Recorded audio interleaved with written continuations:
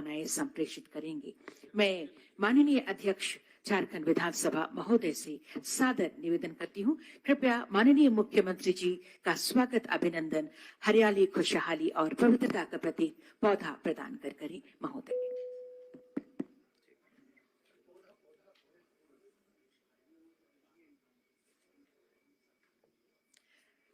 माननीय अध्यक्ष महोदय के द्वारा ये स्वागत अभिनंदन और आप सबकी तरफ से स्वागत स्वरूप तालियां हो।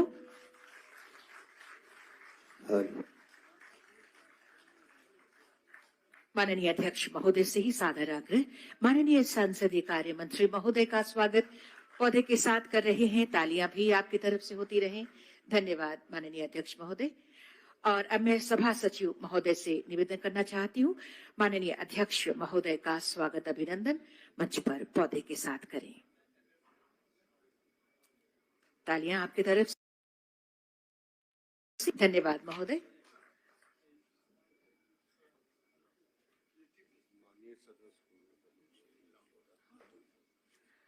श्री लंबोदर महतो जी हमारे बीच है। सभा सचिव महोदय से ही हमारा आग्रह, पौधे के साथ आपका स्वागत अभिनंदन करें। धन्यवाद सर। और अब मैं निवेदन करती हूँ संयुक्त सचिव श्री मधुकर भारद्वाज जी से, सभा सचिव महोदय का स्वागत पौधे के साथ करें।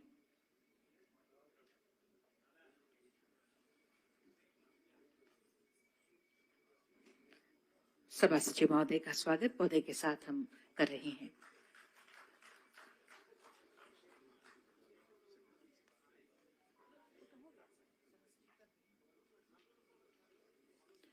बहुत बहुत धन्यवाद।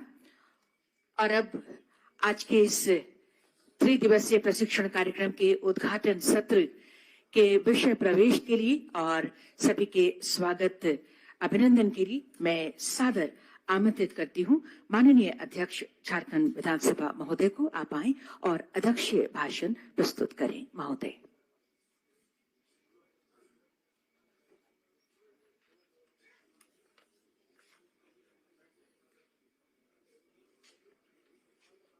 झारखंड विधानसभा के इस प्रसाल में आयोजित कार्यक्रम विधि निर्माण की प्रक्रिया एवं कार्यपालिका के दायित्व विषय पर आयोजित त्रिदिवसीय आलोचना चक्र में उपस्थित हमारे झारखंड राज्य के युवा और ऊर्जावान मुख्यमंत्री आदरणीय हेमंत सोरेन जी, उनके साथ मंच पर उपस्थित सरकार के संसदीय कार्य मंत्री एवं इस राज्य के वरिष्ठ नेता श्री आलमगीर आलम साहब, मंच में उपस्थित विधायक डॉक्टर लंबोदर महतो जी,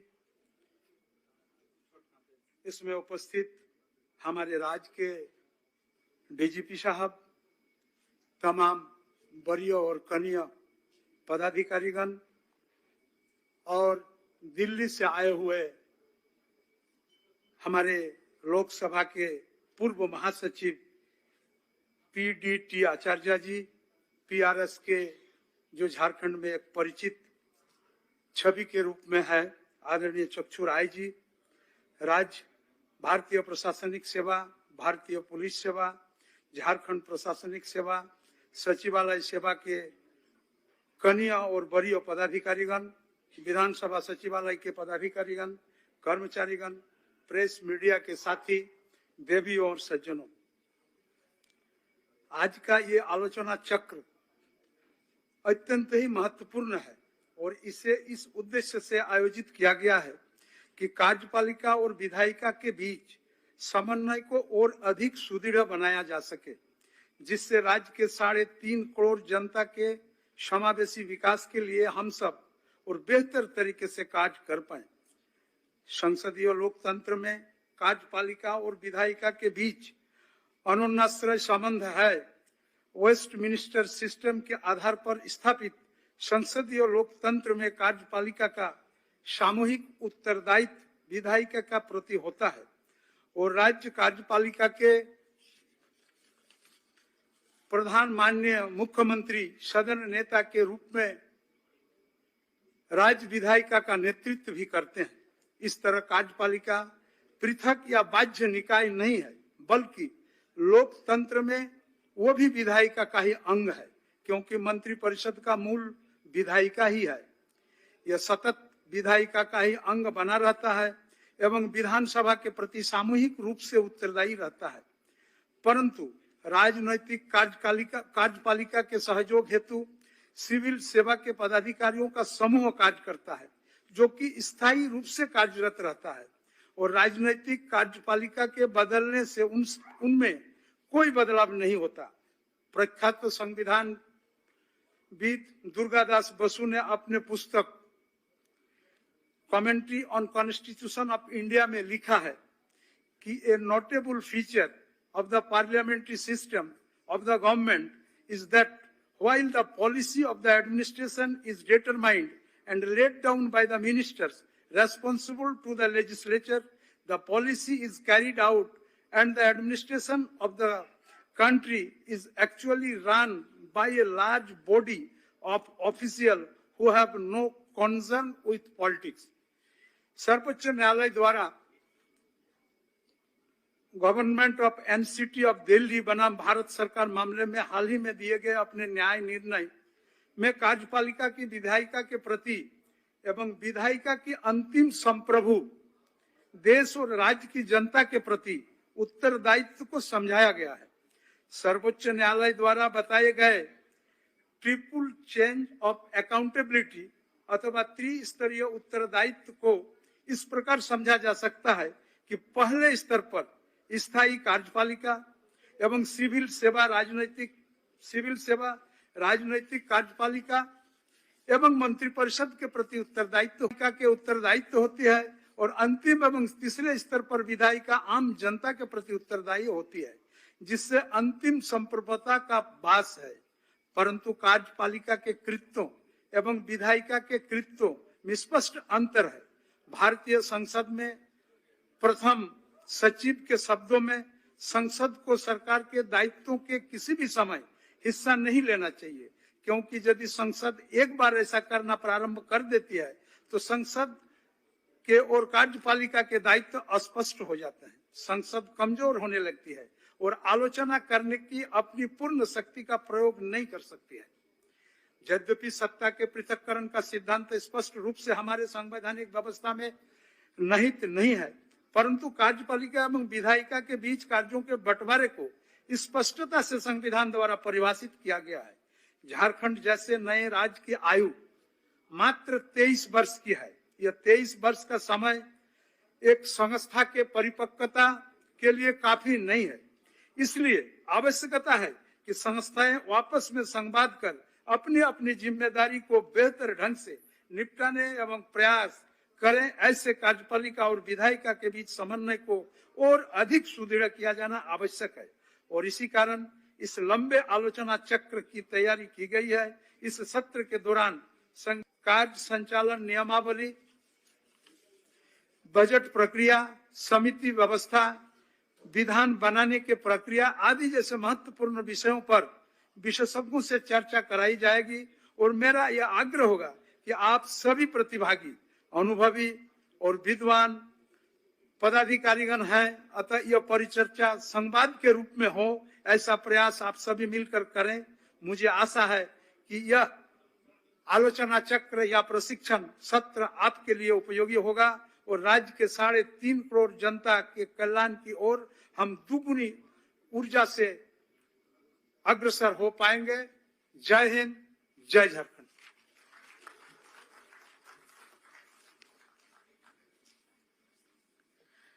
आपके अध्यक्षीय संबोधन के लिए, विषय वस्तु पर प्रकाश डालने के लिए बहुत बहुत धन्यवाद माननीय अध्यक्ष झारखंड विधानसभा महोदय। और अब अगले संबोधन के लिए मैं सादर आग्रह करती हूं मंचासीन माननीय संसदीय कार्य मंत्री महोदय से आप आए और हमें संबोधित करें।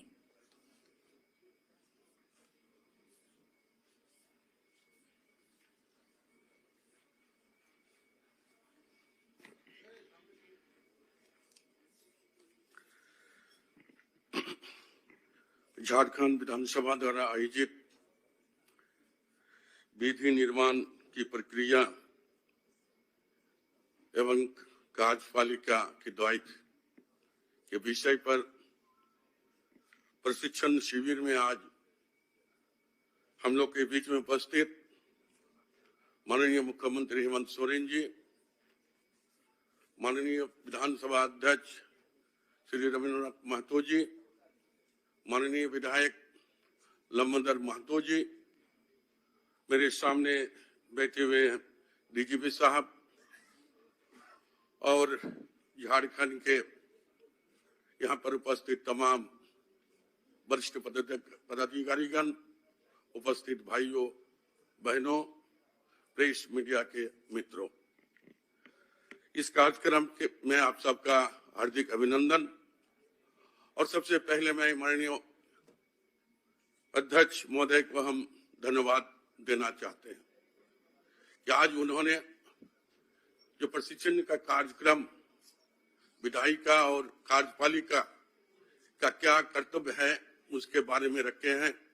इनके लिए मैं उनको हार्दिक धन्यवाद भी देना चाहते हैं, बधाई देना चाहते हैं, साधुवाद भी देना चाहते हैं। ऐसे तो हम लोग अक्सर चर्चा करते हैं कि संसदीय लोकतंत्र में 3 महत्वपूर्ण चीज है जो एक दूसरे का पूरक के रूप में देखा जाता है। आज अगर हम बात करें इस देश को संचालन करने के लिए 3 स्तंभ की जो बात कही गई है उसमें विधायिका, कार्यपालिका और न्यायपालिका का हमेशा हम लोग अक्सर बात करते हैं, जिक्र करते हैं। अगर हम देखें इस देश को संचालन करने के लिए जैसे विधायिका बैठकर संसद में हो चाहे विधानमंडल विधानसभा में हो, वो नियम नीति बनाते हैं, उसके इम्प्लीमेंट करने के लिए, उसके कार्यान्वयन करने के लिए जो है कार्यपालिका कार्यरत रहते हैं और देश को न्याय देने के लिए न्यायपालिका का गठन हुआ है। तो तीनों जो है महत्वपूर्ण स्तंभ है और तीनों का काम भी मैं समझता हूं कि अलग अलग है और सभी का एक सीमा भी रखा जो है लोकतंत्र संसदीय में सबका एक सीमा भी रखा गया है कि उस सीमा को वो अतिक्रम ना करे। जब इस सीमा का अतिक्रम होता है तब टकराव की स्थिति होती है। आज जिन विषयों पर यहाँ पर चर्चा के लिए हमारे यहाँ बाहर से जो प्रशिक्षण देने के लिए आए हैं उनको भी हम धन्यवाद देना चाहेंगे और यहाँ तमाम विधायक तो अभी है नहीं और यहाँ पर जो ऑफिसर्स आए हैं उनको भी धन्यवाद देना चाहेंगे कि इस कार्यक्रम के माध्यम से आप खुद जानते हैं कि आपके दायित्व क्या है और विधायक खुद जानते हैं कि विधानसभा में उनको क्या करना है। मेरा समाज में तो यही लगता है कि कार्यपालिका जो है वो विधायिका का एक अंग माना जाता है निश्चित तौर पर, लेकिन अगर जब कार्य प्रणाली को अगर हम डिस्ट्रीब्यूशन करेंगे, अगर हम देखेंगे तो मुझे देखने मिलेगा कि एक विधायक या विधानसभा में हम लोग क्या करते हैं। वहां पर जो है विधायक को पारित किया जाता है, वहां पर चर्चा परिचर्चा भी होती है, जो आम जनता की जो बात है, जो व्यवस्था है, उस पर भी हम चर्चा करते हैं और उसके बाद नियमावली भी जो मानता है उसको हम जो है विधानसभा से पारित करके उसको हम कार्यपालिका को देते हैं कि ये काम आपके माध्यम से जन जन तक इसको पहुंचाना चाहिए और ये काम होने चाहिए। इसलिए दोनों का कोऑर्डिनेशन की काफी जरूरत है। मैं समझता हूं कि यहाँ पर आए हुए तमाम पदाधिकारी हैं, इन नियम और कानून के बारे में हमसे बेहतर उन लोग जानते हैं और विधायक का कार्य में जो लोग आते हैं उनके भी कार्यकाल एक समय का होता है। 5 साल के बाद वो दोबारा आएंगे कि नहीं आएंगे वो कोई तय नहीं रहती है, लेकिन जो कार्यपालिका के जो लोग रहते हैं वो सतत चलते रहते हैं जब तक उसका रिटायरमेंट नहीं होता है। तो हमें लगता है कि उनकी दायित्व हमसे भी ज्यादा उनकी दायित्व है। लेकिन जो नियम बना हुआ है, जो विधायक के द्वारा जो हम लोग कार्यक्रम लेते हैं उसके निश्चित तौर पर हम लोग जो है कि जनमानस में कैसे करके बेहतरीन से उसको सेवा पहुंचा जाए, लोगों को फायदा मिले। और आज की जो चर्चा और परिचर्चा में जो लोग आए हैं निश्चित तौर पर यहाँ पर प्रशिक्षण देने के बाद यहाँ के तमाम हमारे पदाधिकारियों को भी ऊर्जा मिलेंगे और निश्चित तौर पर झारखंड के लोगों के लिए, झारखंड के राज्य के लिए ये बेहतरीन होगा। इन चंद शब्दों के साथ यहाँ आए हुए तमाम लोगों को मैं दिल से धन्यवाद देते हैं। आशा भी करते हैं इस कार्यक्रम में हमें लाभ मिलेगा। धन्यवाद, शुक्रिया।